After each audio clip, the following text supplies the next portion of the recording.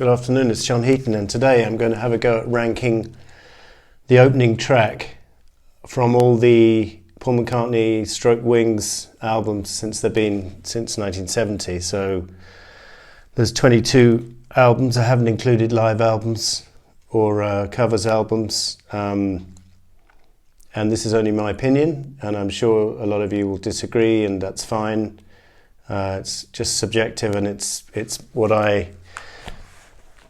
my personal preference, so don't take it personally. So I'll go in reverse order, and we'll start off with what I think is the weakest opening track on any McCartney or Wings album, and that's Lonely Road, the opening track from Driving Rain. I don't hate this album like some of you out there do, but I'm at a loss to explain why he chose Lonely Road as the opening track. It's a lackluster track which doesn't go anywhere, and it doesn't put one in a great mood for listening to the whole album, and the whole album is extremely long anyway, so it doesn't put you in the best frame of mind. So that's at 22. 21, similarly, a very weak opening track from Paul on Press to Play. Again, the album itself has some redeeming features, but the choice of opening track is puzzling. They even tried to make a single out of it, which didn't do anything. They made a video, so that's weak. And the next one is probably going to upset some people, but I didn't like this opening track from New, Save Us. Not a bad guitar riff, but to be honest, I don't really need to hear McCartney doing another rocker in his lifetime. I just don't think he's got the voice for it, and I don't see why he should try and do other endless versions of Helter Skelter, that kind of style of music. I don't think it suits the period he is at in his life, and so I know a lot of you disagree with that, but I think the last great rocker he came up with was Only Mama Knows from Memory Almost Full. So at number 19 we've got, and this could have been switched with Save Us because I think they're both not very good opening tracks. Fine Line. Chaos had some great tracks, but the outstanding tracks on Chaos were the ballad material, not the rockers, and this one is again a repetitive piano-based rocker which doesn't do anything for me. Couple of interesting lines about chaos and creation in the backyard, but other than that, again, I don't reach for that album partly because of the opening track. I know one can skip these days. So then we've got, I don't have the CD to show you, the opening track from Off the Ground, which I don't have on vinyl. I thought it was a weak opening track, again, in comparison to the rest of the album, because the album itself had some pretty outstanding material, but the title track was not one of them. Lyrically, it's particularly weak, and I can see what he's trying to do, create a kind of live feel with the guitars, and he did it in concert, but it never did too much, didn't move me either way. Number 17 I've got, and I haven't included the opening station interlude bit as a proper opening track, so I don't know. I've counted as the opening track on Egypt Station, and that's not a bad ballad and not a bad way to open that particular album. Then we got number 16, the much acclaimed Flaming Pie album, and the opening track, the song We Were Singing, is come in for a lot of praise from people over the years. To me, it is not top drawer because it's a little bit repetitive. It outstays its welcome. I think it's over 5 minutes long, and it doesn't have a middle eight to break up the mood. It's just got a verse and a chorus endlessly repeated, and for that reason it's quite low on my list. Number 15 we've got Dance Tonight, the outstandingly catchy track at the beginning of Memory Almost Full. So just when you might have wondered if McCartney could write a hit single, I don't think it was particularly successful chart-wise, but it's just got that McCartney magic, and that's why I've ranked that pretty high. And I've also ranked number 14, Reception, quite high, even though it's just a short instrumental. I love the bass riff, and I think it sets the mood nicely for the album. And interesting spoken word radio in there to create an atmosphere. and not very long. Otherwise, it would have been maybe higher on my list if it had been developed a bit more. But I think it's a great little opener, and same with lovely Lindo, which is next on my list, number 13. Very short but gorgeous chord changes, and I don't know whether he could have made this into a proper song, but it's a perfect little opener as it is. And the only reason it's so low on my list is it's literally less than a minute long, but none the worse for that. Great track. Number 12, we've got Mumbo, the storming rocker opener from Wildlife, which I think is underrated, and I think this album was recorded very quickly, and this song is got a lot of balls to it, and they're really rocking. And Denny Sewell's playing great drums, and great rhythm section with Paul there, and Denny on rhythm guitar. So I really like that track. Number 11, I've got the opening track from Pipes of Peace, which unfortunately was not matched in quality by the rest of the album, but that opening track is one of the highlights of McCartney's career. It was certainly the only number one he had on his own after the Beatles, if one excludes Wings. And a great video to go with it, with the World War I trenches. And some people think this song is a bit soppy or saccharine or simplistic, but I really like it. I think it's excellent, particularly the verse which opens the song and which ends it. We're into the top 10 now.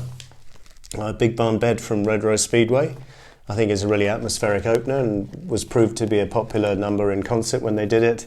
McCartney's on great form on the bass. Denny, Paul and Linda have got that distinctive Wings vocal sound throughout this song, throughout the backing vocals, and nonsense lyrics, yes, but I think I really rate that track, and I think it's a really fun, uplifting little number. And then number 9, we've got the opening track from Flowers in the Dirt, My Brave Face, with superb Hofner bass from McCartney.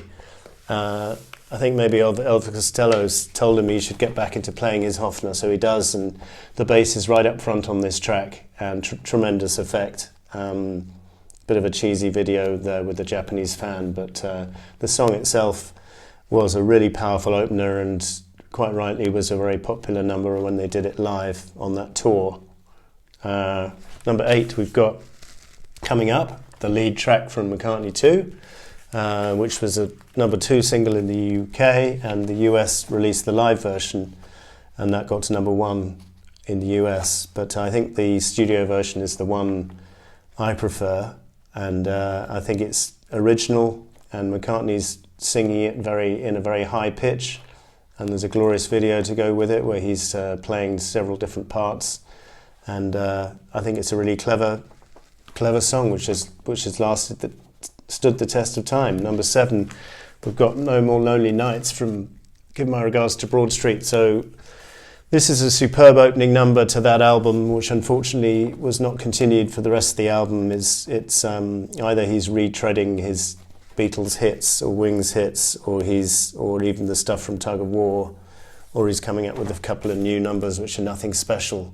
So this is quite a dismissible album, but that opening track is, well, before it was available on compilation albums, it was probably worth the admission track price alone. I suppose one could have just bought the single though, and because the album is not much at all. Number 6, now we're moving into the high upper echelons. We've got Venus and Mars, the superb opening track from the 75 album, which proved an outstanding opener for the Wings tour of 75 and 76. Together with Rock Show, it's like a medley, and that's very high on the list. Great album opener. Number 5, a personal favourite, London Town. I really love the title track, one of the highlights of the album for me. Could have put it higher, but I was trying to be somewhat objective here if I could, so I've kept it at number 5, but I still think it's a great Paul track and very underrated, and good band work from before Joe English and Jimmy McCulloch left the band. They're all on there. Denny, of course. And then we've got number 4, the title track, lead-off track from Band on the Run. I would have probably put this higher 10, 20, 30 years ago, but it's been overplayed by Paul in concert, and one's kind of had one's fill of hearing it live anyway, but the studio version still joyous to listen to, and it's such a well-constructed song, and I couldn't really exclude that from the top 5. I think it's a masterpiece. And number 3, we've got the opening track from Speed of Sound, Let Him In, the effortless single, second single I think it was, Silly Love Songs being the first, and I think it reached number 2 on both sides of the Atlantic, I think I'm right in saying. Just very simple in terms of the chords, but just a wonderful melody and a very successful number to do live, as Paul showed in '76 and since. So an outstanding track, and it was a decent album, Speed of Sound, but that was probably the best track to lead it off with. Number 2, we've got Too Many People, the superb opener from Ram, Paul and Linda's album from '71, which allegedly contains a couple of digs at John Lennon, but that notwithstanding, the melody is great, the singing is great. That was your first mistake. You took your lucky break and broke it in 2. That could be aimed at John as well. But I really love the feel of this song, and I love the band with Dave Spinoza and Denny Sewell on drums. And I don't think Hugh McCracken was playing on this track, or maybe he was. I can't remember. Those two kind of alternated during the Ram sessions, and I can't remember who was playing for that particular track, but they're both credited on the album.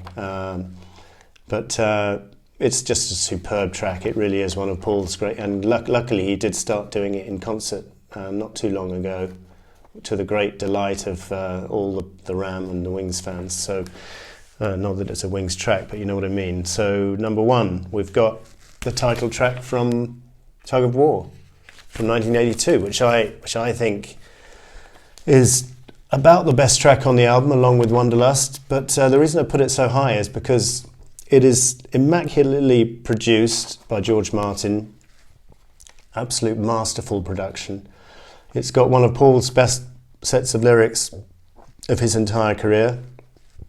Beatles, solo, Wings, you name it. I think Tug of War as a piece of, as a lyrical piece works as well, as good as anything, as well as anything McCartney's done.